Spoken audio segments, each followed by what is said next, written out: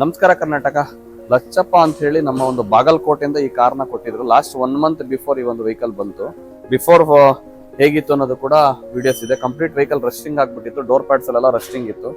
ಇದೊಂದು simple project ಮಾಡ್ಕೊಂಡು ನಾವು 1 ಮಂತ್ ಅಲ್ಲಿ ಪೇಂಟಿಂಗ್ ವರ್ಕ್ ನ ಫಿನಿಶ್ ಮಾಡಿದೀವಿ. ಇಂಟೀರಿಯರ್ ಒಳಗಡೆ ನೋಡಿ ಕಂಪ್ಲೀಟ್ ಪ್ಲಾಟ್ಫಾರ್ಮ್ ನ ರಿಮೂವ್ ಮಾಡಿ, ರಸ್ಟಿಂಗ್ ರಿಮೂವ್ ಮಾಡಿ, ಒಳಗಡೆ ಕೂಡ ಪೇಂಟಿಂಗ್ ಮಾಡಿದೀವಿ. ಆಲ್ಮೋಸ್ಟ್ ಇದು ರಿಸ್ಟೋರೇಷನ್ ಅಂತಾನೆ ಕರಿಬಹುದು.